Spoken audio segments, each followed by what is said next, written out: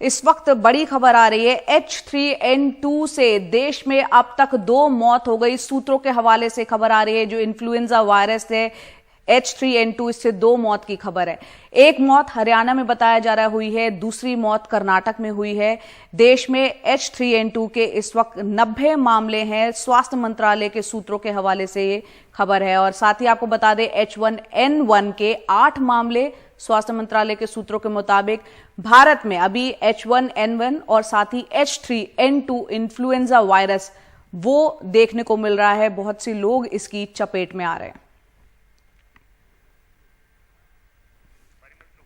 और इस वक्त हमारे सहयोगी परिमल कुमार हमारे साथ जुड़ रहे हैं। परिमल, इसमें क्या अपडेट, और ये आगे ना फैले क्योंकि ये मामले जिस तरह से बढ़ रहे हैं, 2 मौत हुई है, सरकार इसको काबू में करने के लिए क्या कोशिश कर रही है, वो भी बताएं। बात तो ये कि इस बार जो है, इस साल 2 मौत अपने आप में, क्योंकि आमतौर पे ये मान के चला जाता है कि इससे मौत नहीं होती है, तो मौत होना भी अपने आप में एक बड़ी बात है कि कर्नाटक और हरियाणा में 2 मौत के मामले रिपोर्ट हुए हैं। केंद्र सरकार की सीधे तौर पे नजर है इस पर, और राज्य का सब्जेक्ट होता है हेल्थ की अगर बात करें तो जहां जहां पे डील करने की बात है वो राज्य अपने स्तर पे कर रही है। लेकिन एक चीज और यहाँ पे गौर करने वाली बात है कि इस बीच में जो लक्षण होते हैं H3N2 के या H1N1 के, वो कमोबेश कोरोना से मिलते जुलते होते हैं। टेस्टिंग बहुत कम हो रही है जया, तो इस बात से भी इनकार नहीं किया जा सकता कि कहीं दबे पांव कोरोना दस्तक तो नहीं दे रही है। पहली चीज तो टेस्ट बढ़ाने की भी जरूरत है, और दूसरी नंबर चीज ये कि यहाँ पर जो मामले हैं इस बीच में कोविड के, वो भी बढ़े हैं, और वो 3100 से ज्यादा मामले अभी एक्टिव केसेस हैं भारत में कोरोना के।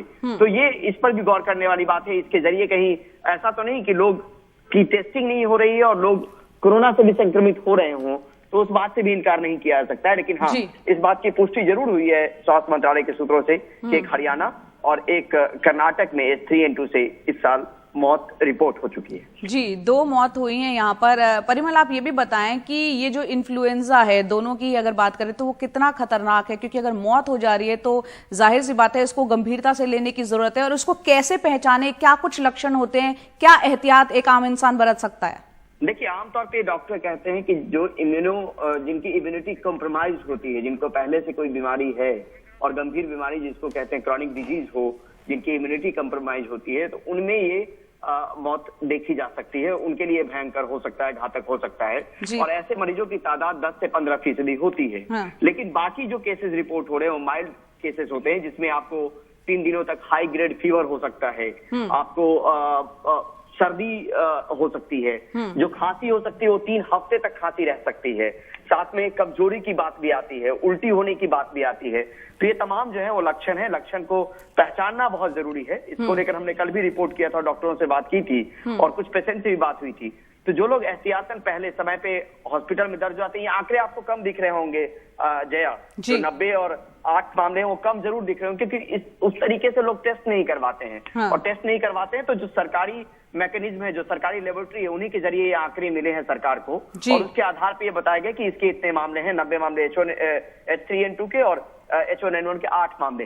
लेकिन मामले इससे कहीं ज्यादा है, क्योंकि टेस्टिंग करवाने की जरूरत है। और लोगों में अगर इस तरह के लक्षण हैं, हाई ग्रेड फीवर 3 दिन तक रहे, 101, 102 तक हो सकता है फीवर, और साथ में अगर आपको दिक्कत हो रही हो सांस लेने में, सर्दी हो रही हो, खांसी बहुत लंबे समय तक रह रही हो, तो ये तमाम लक्षण जो हैं वो इन्फ्लुएंजा वायरस के हैं। तो यहाँ पर बहुत बहुत शुक्रिया परिमल, आपने ये तमाम जानकारी हमें दी और हमारे दर्शकों तक पहुंचाई। तो जरूरी है कि जो लक्षण आपको अगर लगे कि 3 दिन तक तेज बुखार हो रहा है, लगातार आपको खांसी हो रही है, सांस लेने में दिक्कत हो रही है, क्योंकि ये लक्षण जो है कोरोना से मिलते जुलते हैं, तो वक्त रहते इसको टेस्ट कराना बेहद जरूरी है। और दिल्ली सरकार के मंत्रियों की बात करते हैं। 2 नए मंत्री कल दिल्ली सरकार में शामिल हो गए। एलजी ने आप नेता सौरभ भारद्वाज और आतिशी को मंत्री पद की शपथ दिलाई। आतिशी को शिक्षा मंत्रालय के साथ साथ पीडब्ल्यूडी, पावर और पर्यटन विभाग भी सौंपा गया है। वहीं सौरभ भारद्वाज दिल्ली के नए स्वास्थ्य मंत्री बनाए गए हैं। स्वास्थ्य के अलावा सौरभ भारद्वाज को शहरी विकास, जल और उद्योग विभाग भी दिया गया है। आपको बता दें कि मनीष सिसोदिया और सत्येंद्र जैन के इस्तीफे के बाद दोनों नेताओं को अरविंद केजरीवाल ने जो उसके बाद ये जिम्मा अब सौंपा है, क्योंकि उनका इस्तीफा मंजूर कर लिया गया था। अब ये 2 नए मंत्री बनाए गए हैं। और दिल्ली के जो अब नए नए स्वास्थ्य मंत्री बने हैं सौरभ भारद्वाज, उन्होंने कार्यभार अपना संभाल लिया है। उनसे बातचीत की हमारे सहयोगी शरद शर्मा ने।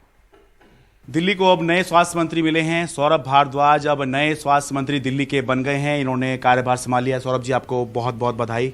स्वास्थ्य मंत्रालय आपने संभाल लिया, एक बड़ा मंत्रालय केजरीवाल सरकार का है।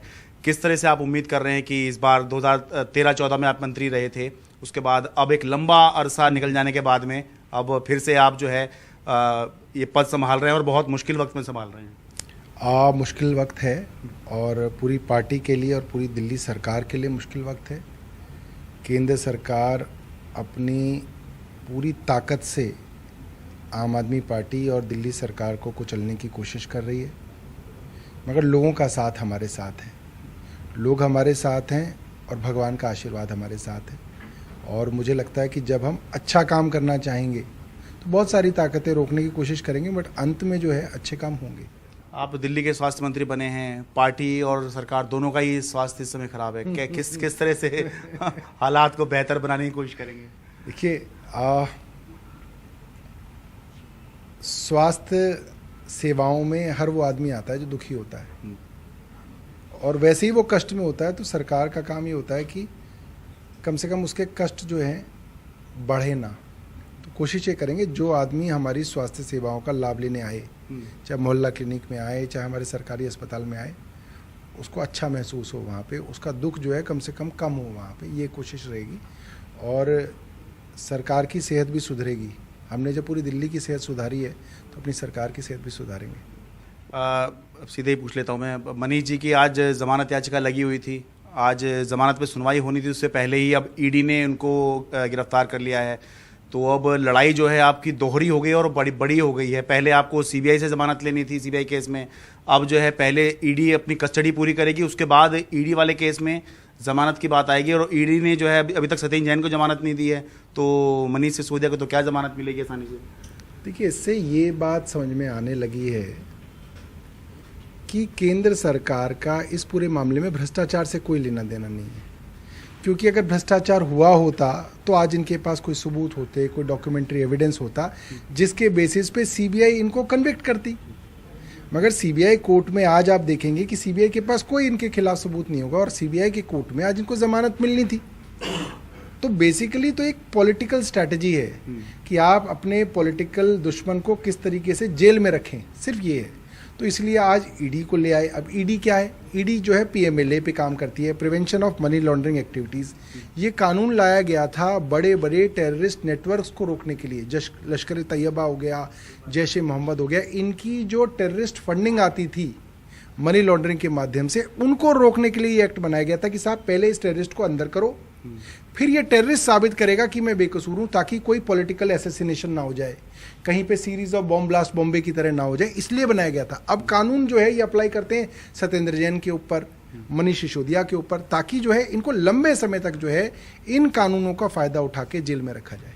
लेकिन आप लोगों की जो मेन जो इमेज थी वो थी एंटी करप्शन से लड़ने आए हैं, और ये सब होकर बीजेपी ये प्रोजेक्ट कर रही है कि भ्रष्टाचार से लड़ने आए थे। देखिए कैसे भ्रष्टाचार के गर्त में खुद ही डूब गए हैं। इसको कैसे आप जो है काउंटर करेंगे? देखिए, आम आदमी पार्टी दो चीज़ों के ऊपर खड़ी हुई थी। एक, काम करने की राजनीति कि भाई काम तो किया है, लोग ये कहते थे।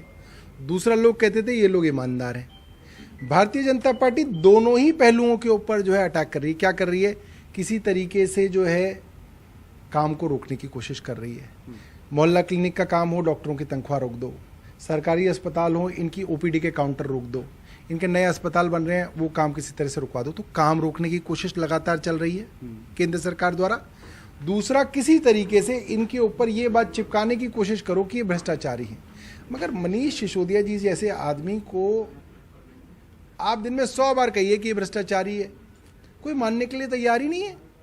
तो भारतीय जनता पार्टी खुद ही अपना गाना गा रही है कि ये भ्रष्टाचारी हैं, भ्रष्टाचारी हैं, भ्रष्टाचारी। इससे काम नहीं चलेगा। भारतीय जनता पार्टी के पास बड़े सवाल हैं जिनके जवाब उनको देने हैं कि क्या कारण है कि आप पहले किसी को भ्रष्टाचारी कहते हो, उसके ऊपर ईडी छोड़ते हो, उसके ऊपर सीबीआई छोड़ते हो, फिर आप उसको अपनी पार्टी में शामिल कर लेते हो। मनीष सिसोदिया और सत्येंद्र जैन भारतीय जनता पार्टी में शामिल नहीं होंगे। वो मर जाएंगे, फांसी पे लटक जाएंगे, पूरी ज़िंदगी जेल में काट देंगे, वो भारतीय जनता पार्टी में नहीं जाएंगे। बहुत बहुत धन्यवाद और आपको एक बार फिर से बधाई। उम्मीद करते हैं दिल्ली के स्वास्थ्य के लिए आप अच्छे काम करें और पार्टी वाले उम्मीद कर रहे होंगे, सरकार वाले उम्मीद कर रहे होंगे कि सरकार और पार्टी की सेहत आपके आने से सुधरेगी। बहुत बहुत धन्यवाद। दिल्ली से मैं शरद शर्मा, NDTV इंडिया।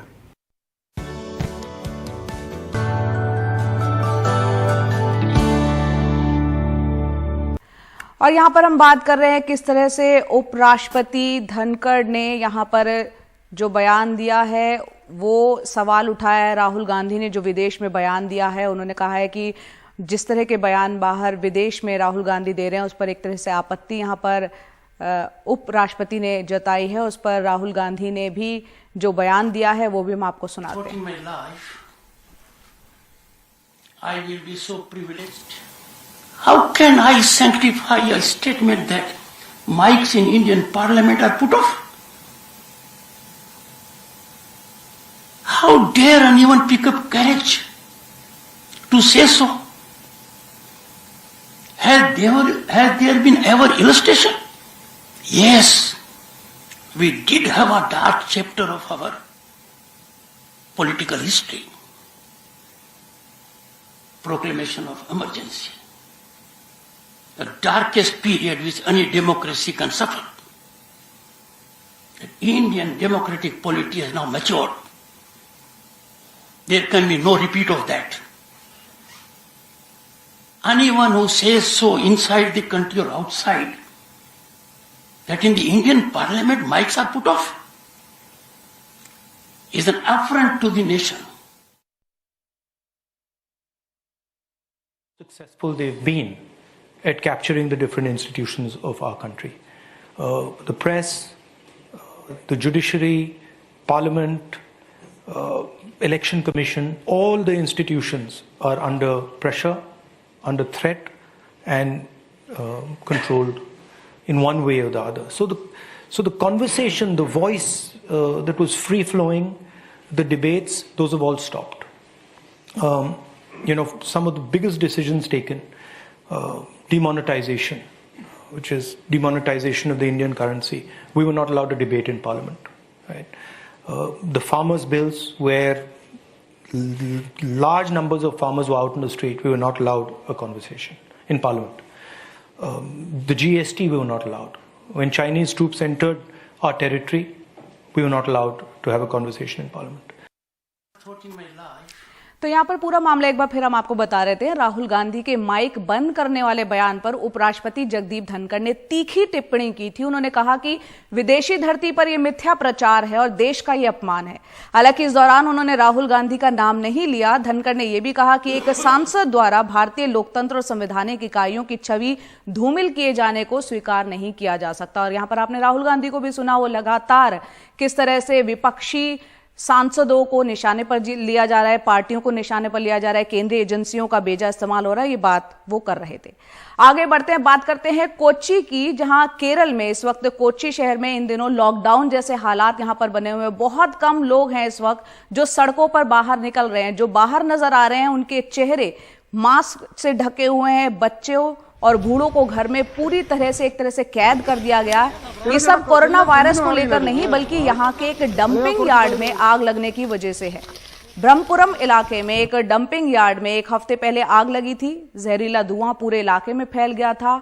8 दिनों से ज्यादा हो गए, लोगों की जिंदगी जो है वो बुरी तरह से परेशान होते चले जा रहे हैं, लेकिन अभी तक इस समस्या का हल होता हुआ दिख नहीं रहा। ब्रह्मपुरम और उसके आसपास के इलाकों में हवा जहरीली होने से केरल सरकार ने वहां के निवासियों से अनुरोध किया है कि वो घर के भीतर रहें, खिड़की और दरवाजे बिल्कुल भी ना खुले रखें। ये जहरीला धुआं कैंसर जैसी कई गंभीर बीमारियों का कारण भी बन सकता है।